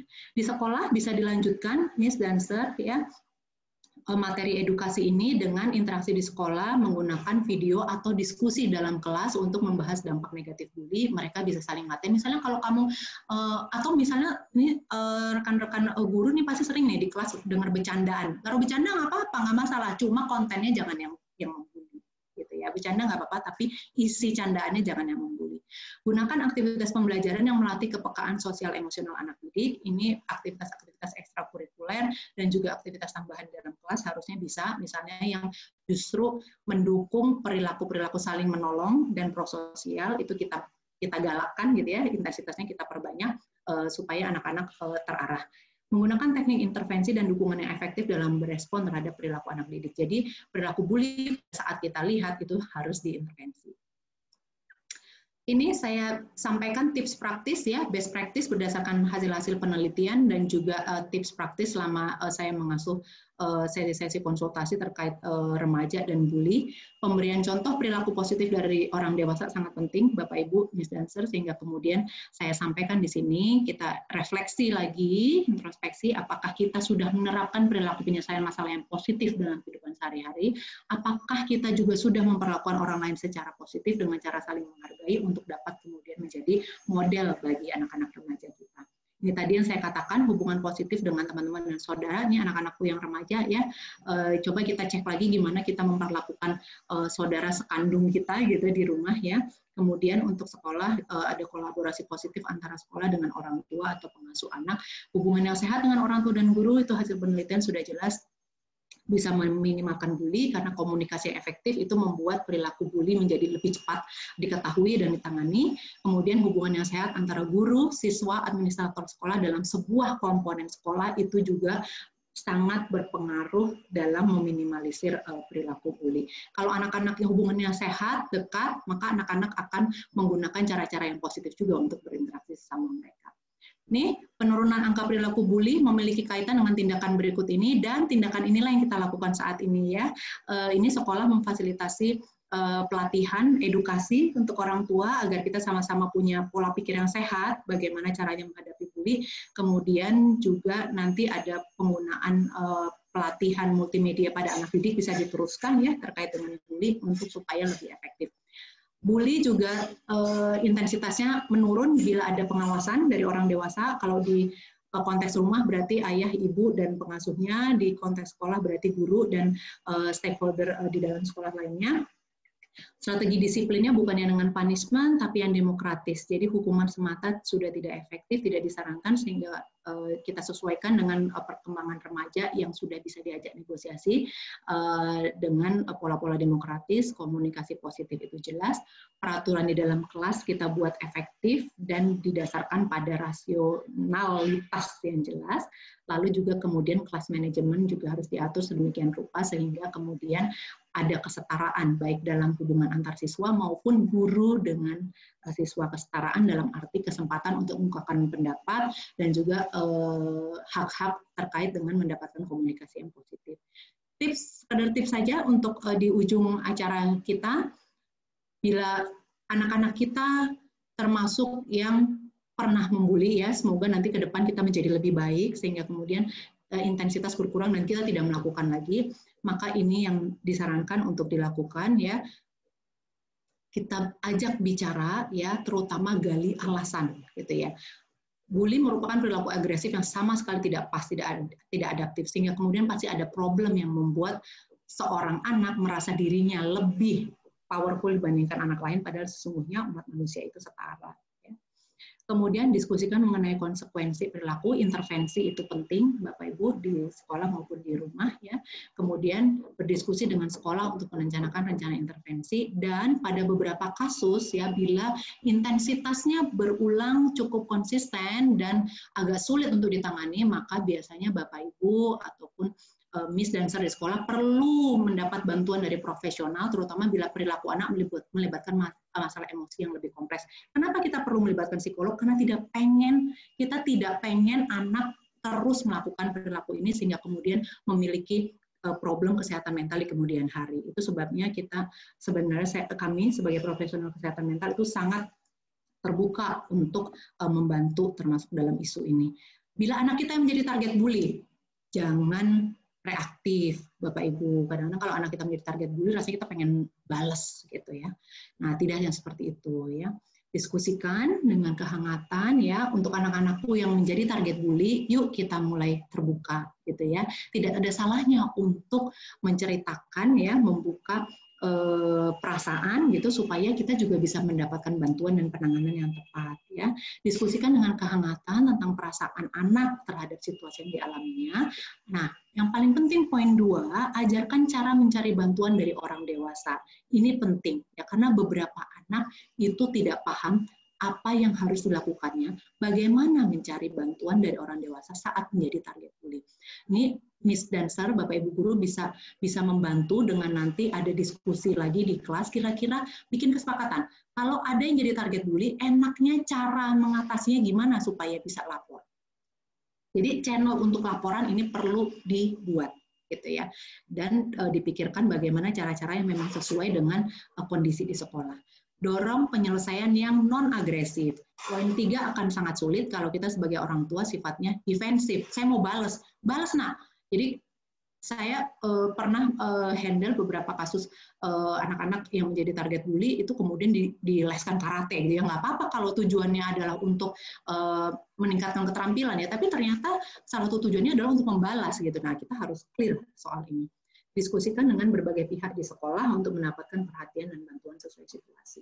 Ini untuk anak-anakku ya, kalau dibully ini nanti bisa pakai video nih enaknya nih. Kadang-kadang saya kalau tatap muka pakai role play nih Miss Ika, nanti bisa dicari. Jadi salah satu tujuan pembuli itu adalah bikin orang yang dibully menjadi terpancing emosinya, dan itu yang tidak kita inginkan. Karena itu kalau kita sedang jadi target bully, flat face itu adalah yang paling efektif. Ya, atur reaksi. Kita nggak bisa reaksi berlebihan. Kalau reaksi berlebihan yang membuli malah senang, gitu ya. Dan kita tidak ingin dia dapat kesenangan dari situ karena kita care. Kita tidak ingin teman kita menjadi pembuli karena resikonya sama-sama buruk, gitu ya. Ciptakan slogan yang pas ya, kan biasa aja, ngejeknya pakai itu mulu, bosen misalnya begitu. Kemudian kita hindari, lalu berkumpul dengan teman-teman, biasanya bisa menghindari bully, karena biasanya pembuli mencari situasi sepi, mencari celah gitu ya pada saat titik-titik lemah di kondisi tertentu, sehingga kemudian penting untuk ada support system baik dari teman-teman maupun dari orang dewasa di sekitar anak. Ceritakan pada orang dewasa, ini anak-anakku ya, kita bercerita bukan berarti lemah. Pada situasi tertentu, menceritakan persoalan yang membuat kita merasa tertekan itu adalah salah satu bukti ketahanan diri. Itu bercerita itu tanda kekuatan, gitu. Karena kan kita kadang-kadang takut ya mau cerita. Justru yang menceritakan perasaan, tahu bahwa kita butuh bantuan, itu adalah tanda-tanda yang kita sebut sebagai resiliensi. Nah, kemudian PR untuk anak-anakku yang remaja, kita yuk bangun kepercayaan diri supaya nih kadang-kadang yang membuli juga nggak pede loh, gitu. Kenapa nggak pede? Ya dia nggak ngerti kok cara-cara memperlakukan orang dengan positif, gimana bisa pede dengan itu, gitu ya. Sehingga kemudian setiap dari kita punya tanggung jawab yang sama untuk membangun kepercayaan diri. Ya. Nah, ini adalah tips untuk anak yang melihat perilaku bully ya.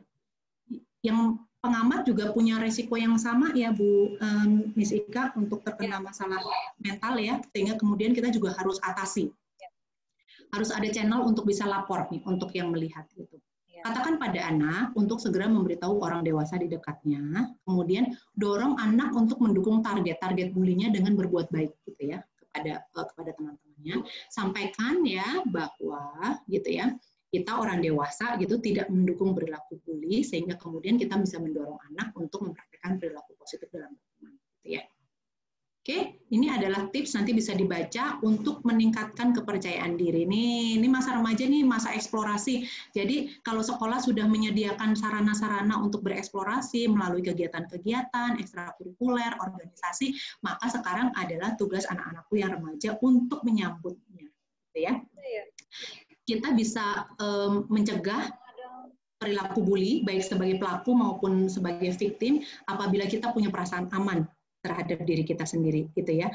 Dan kita bisa punya perasaan aman kalau kita tahu, oh, aku punya kelebihan ini dan I know that I can do best dalam hal apapun yang teman-teman bisa, gitu ya. Ini pola pikir saya bisa, kemudian ini Miss dan Sir, Bapak dan Ibu, ini anak-anak remaja kita perlu didorong untuk mau mengambil resiko aman. Resiko aman misalnya apa sih? Kalau anaknya agak-agak pemalu, kita kasih kesempatan untuk yuk kamu jadi ketua ya pas di acara ini sebentar aja misalnya begitu gitu ya, kasih resiko aman dan latih terus karena dengan latihan kita menjadi bisa lebih baik. Begitu saya rasa ini bisa dibaca Miss Ika ya, yang jelas ini temukan apa yang menjadi minat dan tekuni nih anak-anakku, minatnya apa, perlu didorong juga kadang-kadang oleh orang tua dan juga difasilitasi oleh sekolah ya. Pada saat kita tahu minat kita apa, maka kita menjadi terarah dalam mengembangkannya sehingga kita menjadi jagoan dalam tanda kutip dan pede di bidang-bidang tertentu yang kemudian mendukung kita untuk bisa berinteraksi dengan positif. Ya, give a chance to let yourself grow inside. Demikian anak-anakku dan juga Bapak Ibu di rumah yang mungkin menyaksikan atau juga Miss dan Sir, demikian sedikit materinya, semoga bermanfaat. Ini nanti materinya saya berikan ke sekolah untuk kemudian dilanjutkan upaya-upaya lebih lanjutnya, baik di rumah maupun di sekolah. Terima kasih, saya dengan senang hati membuka diskusi bila ada pertanyaan. Assalamualaikum warahmatullahi wabarakatuh. Waalaikumsalam warahmatullahi wabarakatuh. Oke. Waalaikumsalam warahmatullahi wabarakatuh. Makasih. Ya, terima kasih banyak kepada Ibu Andrilia yang setelah menyampaikan materi-materinya sungguh luar biasa ya. Plus untuk Ibu Andrilia. Oke, Ibu, mungkin ada pertanyaan ya. Satu pertanyaan ini sudah ada di Miss Ika. Dari Caca ini, ya. Salsabila Dian Utami. Ya, Bu, di sini Caca mau bertanya. Sekarang saya berada di kelas 12, yang dimana sekarang ini banyak sekali pressure atau tekanan dari beban yang datang dari berbagai pihak dan sisi. Bagaimana caranya, Bu, untuk mengendalikan diri pada saat keadaan lagi seperti ini? Ya, mungkin menghadapi ujian nasional, kemudian untuk karirnya jalur undangan, seperti itu dia pengennya. Kemudian juga perlu banyaknya tugas, seperti itu. Jadi, mungkin tekanan-tekanan ini yang bisa membuat dia agak kesulitan. Bisa dijawab, Ibu? Iya, betul, Miss Ika. Caca, halo. Senang sekali Caca mau bertanya, terima kasih ya. Jadi memang untuk anak-anakku kelas 12 ini sekarang lagi hot-hotnya gitu ya. Betul sekali. Dan punya perasaan seperti itu normal, wajar, alamiah, dan pasti bukan Caca sendiri yang merasakan. Kita ada di situasi di mana pada saat yang bersamaan ada banyak tuntutan, ya. Tuntutan akademik sudah jelas. Kemudian di satu sisi kita sekarang, aduh sayang sekali ya, kita sekarang ada di masa pandemi sehingga kemudian membuat aktivitas pembelajaran kita juga terbatasnya di screen. Padahal kalau nggak pandemi kita bisa ketemu sama-sama di sekolah gitu ya. Meskipun pelajaran berat, tapi sambil hihi sama teman, jadi hilang sejenak gitu ya. Nah, sekarang memang tipsnya Caca adalah begini. Pertama, kewajiban kita tentu tetap harus kita lakukan, ya kan? Sehingga tugas-tugas itu memang nggak boleh dikasih kendor. Artinya, kita bikin penjadwalan supaya kita tetap bisa maintain, tetap kita bisa pertahankan bahwa kita bisa memenuhi tugas-tugas akademik, ya. Kita buat jadwal itu dulu, oke? Tapi di sela-sela itu, kalau kita sudah buat jadwal, kita akan tahu bahwa di sela-sela itu kita punya waktu, celah waktu ya, Nak ya. Nah, celah waktu itulah yang kemudian perlu kita gunakan supaya kita tetap happy. Celah waktu artinya kesempatan kita untuk bikin variasi kegiatan. Variasinya apa ya, Bu? Gitu. Tadi Bu Andri udah bilang, nih teman-teman yang anak-anakku ini sekarang juga masih punya PR aktivitas fisik misalnya ya. Jadi kita variasikan, misalnya apa, yuk kita udah capek belajar, capek ngerjain tugas, kita bebaskan dulu mata dari screen, kita aktivitas fisik, anak-anakku suka ngapain bisa melakukan itu. Misalnya yang suka main bola gitu ya, terpaksa main bola dulu sendiri, kalau nggak di dalam rumah bisa di halaman rumah gitu ya. Caca suka apa?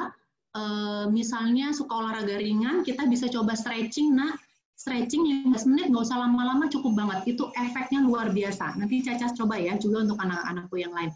Stretching 15 menit, menggerak-gerakkan badan, gitu ya. Ada panduannya, lihat online. Ada banyak panduan stretching, cari stretching 15 menit, ya. Itu nanti akan muncul, cari yang paling sesuai levelnya, yang sedang, rendah, atau mudah, atau yang sulit sesuai dengan yang Caca bisa, itu bisa dilakukan. Lalu kemudian, ya, ini anak-anakku juga punya tadi fondasi kesehatan mental, ada fisik, ya, ada sosial dan karya. Sosial jangan lupa, meskipun sekarang kita nggak bisa tatap muka, ini anak-anakku harus tetap terhubung. Pasti punya sahabat kan? Ya, Caca pasti ada teman-teman yang Caca suka untuk ngobrol. Bikin dong Zoom meeting khusus untuk ngobrol sama teman-teman. Nggak apa-apa, mau bikin pakai Zoom, mau pakai Gmeet, no problem, atau WhatsApp call, video conference di WhatsApp, bisa lakukan itu dengan teman-teman. Mau ngobrolin apa aja, yang penting kita terlepas sejenak dari beban yang akademik tadi. Tapi itu bisa Caca lakukan kalau kita sudah bikin jadwal. Karena dengan bikin jadwal kita jadi tahu, oh kita sudah melakukan ini, kita punya waktu sisa nih. Itu bisa kita lakukan untuk variasi aktivitas fisik, variasi aktivitas sosial. Caca bisa cek kira-kira yang Caca pengen pelajari lagi apa hal-hal baru di luar akademik ya, misalnya pengen kalau suka menggambar misalnya, pengen belajar desain, sekarang kan banyak tuh tutorial online desain misalnya, itu juga bisa dipilih. Nah, ya, jadi aktivitas-aktivitas memang perlu direncanakan, tapi kita pasti punya slot. Jangan dibalik.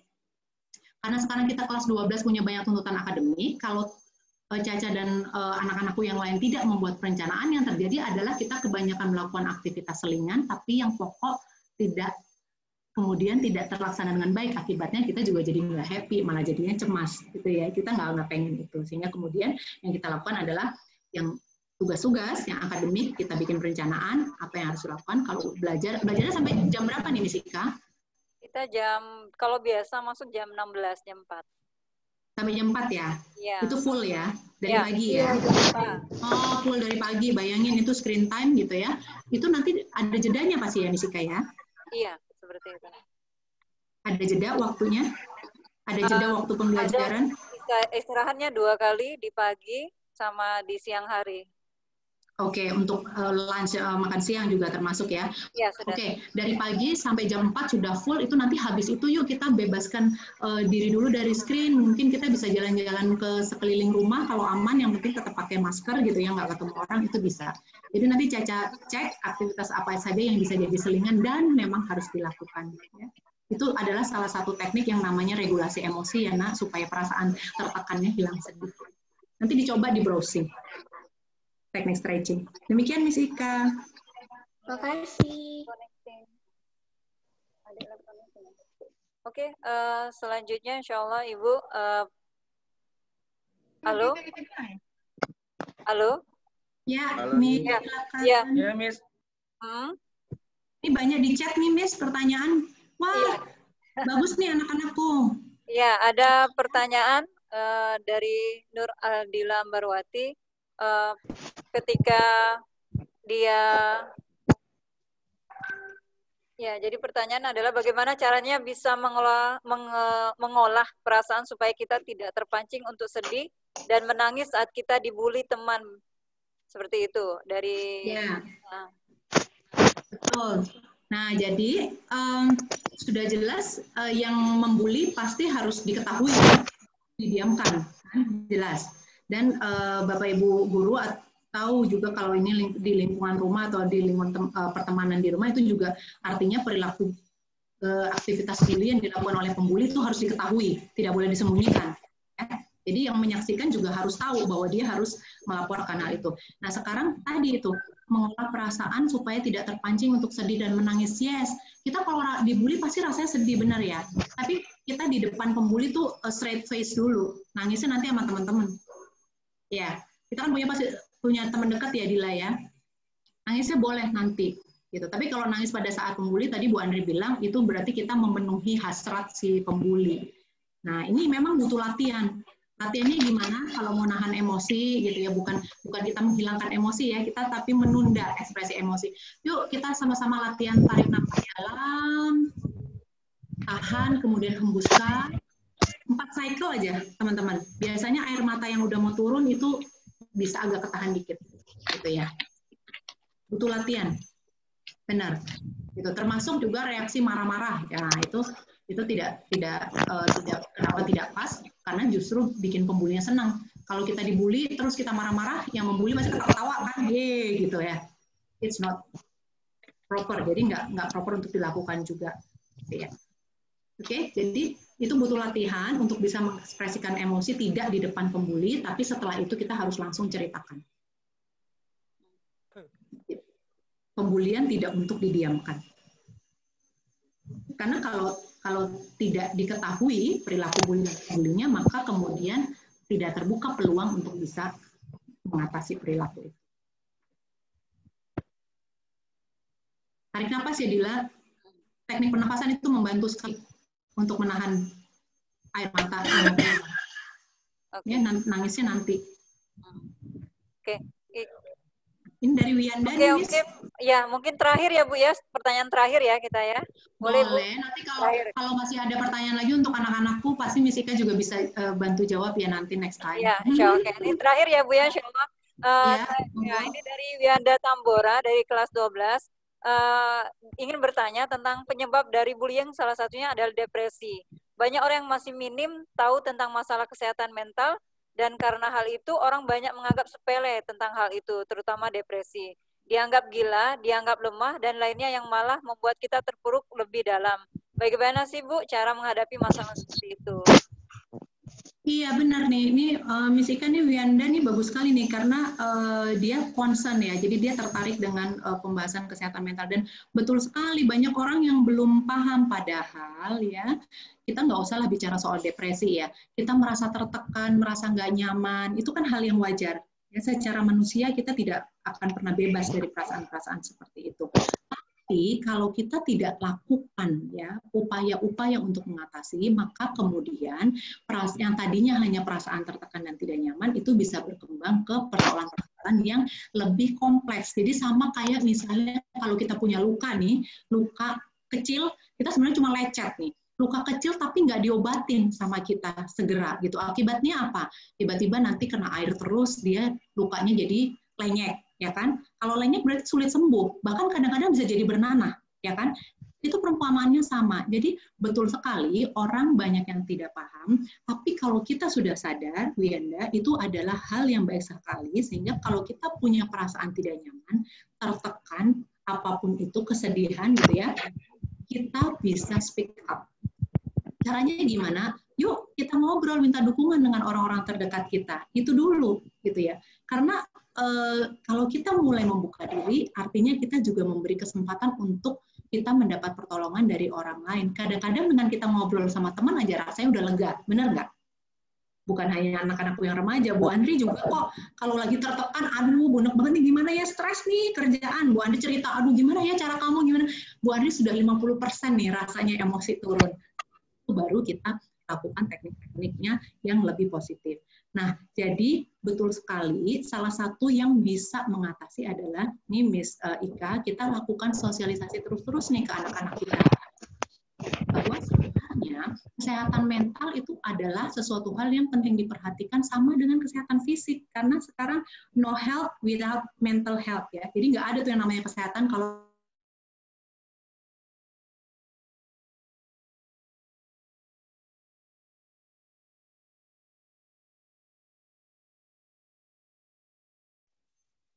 ya, maaf tadi tiba-tiba unmute.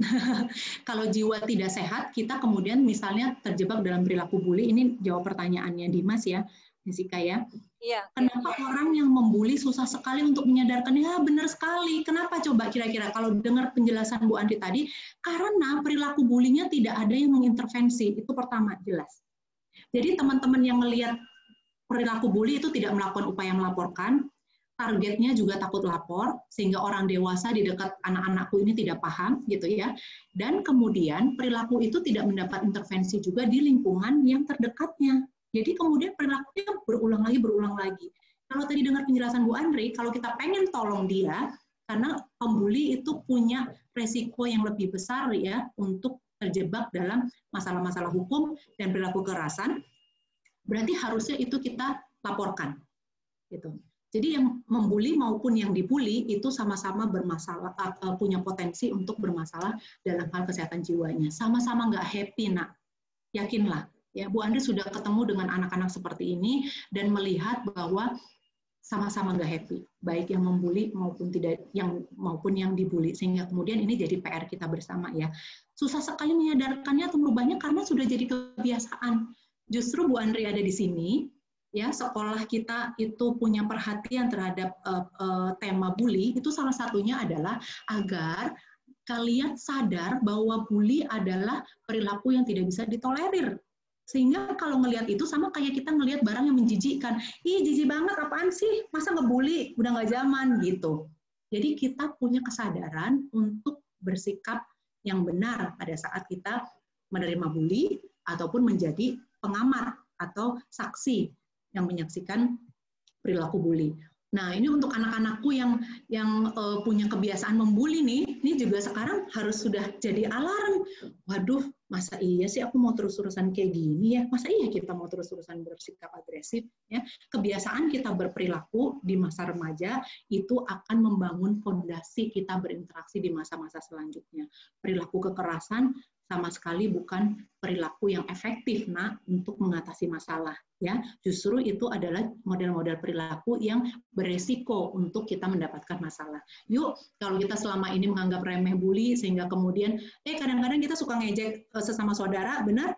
Bully verbal ya. Yuk kita cari materi komunikasi yang lebih asik. Misalnya, Dek, kamu kok cakep amat sih hari ini, misalnya gitu, daripada bilang jelek, misalnya gitu ya. Itu kadang-kadang kita sering luput gitu. Termasuk orang dewasa di sekitar anak juga perlu sadar. Kenapa? Karena bully itu ada di sekitar kita setiap waktu. Cuma kita tidak intervensi.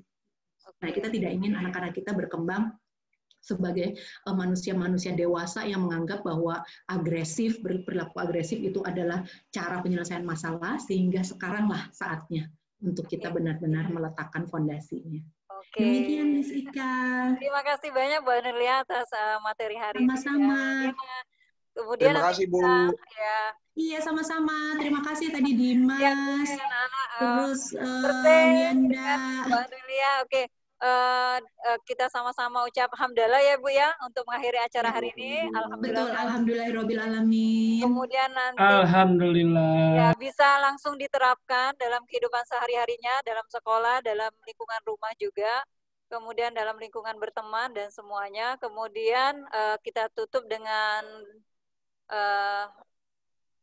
ya.